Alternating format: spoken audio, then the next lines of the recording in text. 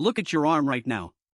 Somewhere on it, there are hundreds of tiny muscles that used to be one of the most important survival tools your body had. You just don't have the fur to make them work anymore. They're called erector pili muscles, and right now, sitting there reading this, you have roughly 5 million of them scattered across your body. Each one is attached to a single hair follicle.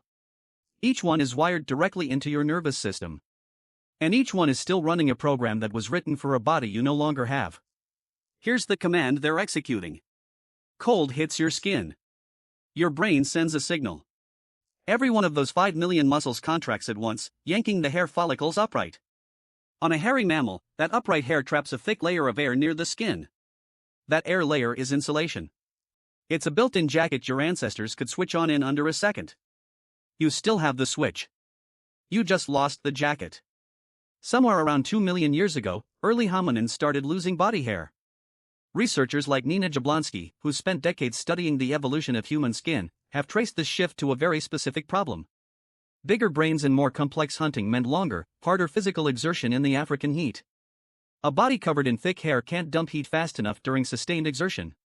So natural selection did something drastic. It stripped away almost all of the fur, while leaving the follicles, the nerves, and the muscles completely intact. That's the part that should stop you for a second. Evolution didn't remove the system.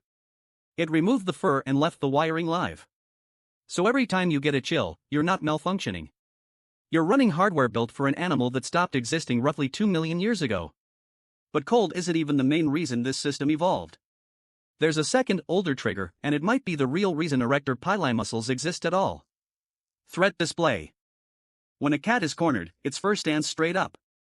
Same muscles, same nerve pathway, same reflex you have right now. But the purpose isn't warmth. It's size.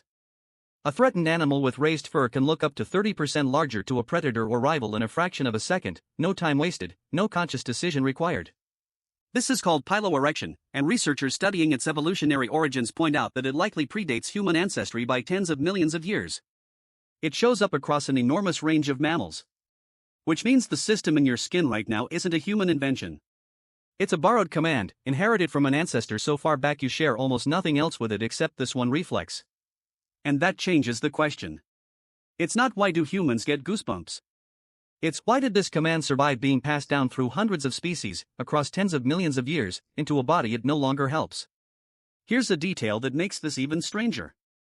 For early hominins with reduced body hair, the size-bluff version of this reflex would have done almost nothing. No thick coat left to raise. And yet the reflex didn't disappear. It stayed wired in, doing nothing visible, for 2 million years. Biologically, that's not unusual. Vestigial systems often survive long after their function disappears, simply because there's no cost significant enough to select them out. Your goosebumps are a passenger, not a driver. They came along for the ride because removing them wasn't worth the evolutionary effort. Now think about fear specifically, because that's a third trigger layered onto the same system, separate from both cold and social threat display. A sudden loud noise. A shape in the dark that might be moving. A moment of genuine physical danger. All three can trigger the exact same muscular contraction, even though there's no cold involved and no visible fur to raise. Researchers studying the autonomic nervous system classify this as part of the broader fight-or-flight response, the same cascade that dilates your pupils, speeds your heartbeat, and redirects blood to your muscles. Piloerection just happens to be the one piece of that ancient cascade you can actually watch happen on your own skin. That's worth sitting with. Most of fight or flight is invisible. You can't see your adrenaline spike. You can't see your pupils widen in a mirror in real time. But you can watch goosebumps rise on your own forearm in under 2 seconds, a direct visible readout of a threat response system that's been running since long before anything resembling a human existed. Here's where it gets even stranger. Because your version of this reflex still fires. Just not for the reasons it was built for. Think about the last time you got goosebumps. Was it actually cold? Or was it a song hitting a certain note? A movie scene landing exactly right? A story about someone doing something impossibly brave? Standing somewhere vast and quiet and suddenly feeling small? Psychologist Alan Harrison and multiple researchers studying what's now called aesthetic chills have found that somewhere between 55 and 86% of people report experiencing goosebumps in response to music alone, no temperature change involved at all. Your ancient threat display system, the one built to make you look bigger to a predator, is now firing in response to a chord change. Nobody fully knows why. But there's a theory, and it's a genuinely strange one.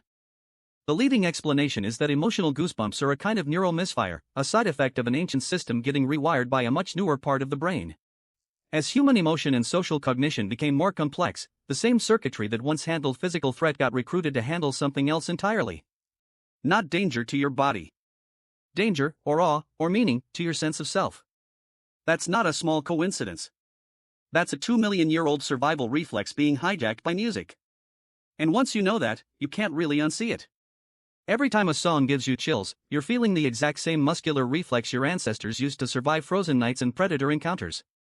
The hardware never changed. Only the input did. There's one more layer to this, and it's the part almost nobody talks about. Piloerection isn't unique to humans, and it isn't unique to mammals defending themselves from predators either.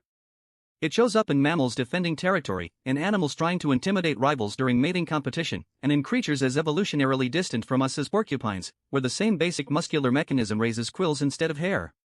Different output. Identical wiring. Which means this reflex is older than fear itself, in a sense. It's older than most of what we'd call human emotion. It was already running in ancestors who had no language, no complex social structure, nothing close to what you'd call a mind, in the way we mean that today. And it never stopped running. It just kept getting passed forward, generation after generation, species after species, until it landed in you. Even ancient humans themselves seem to have noticed this reflex mattered, long before anyone understood why.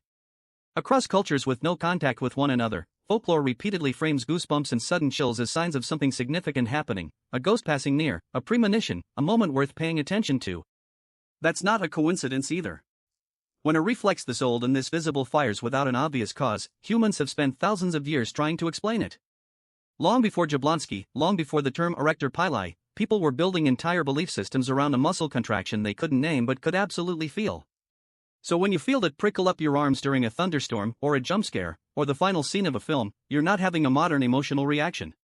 You're triggering a command written before your species existed. Before language existed. Before anything resembling a story existed. And that's the part worth sitting with. Somewhere in your skin, right now, there's a reflex old enough to have watched entire species come and go. It doesn't know you're not covered in fur. It doesn't know there's no predator nearby. It's not checking. It's just executing the same command it's executed for millions of years, every single time the right signal comes through. You didn't inherit goosebumps as a leftover. You inherited them as a message. A working piece of ancient machinery, still installed, still online, still firing, in a body that no longer needs what it was built to do.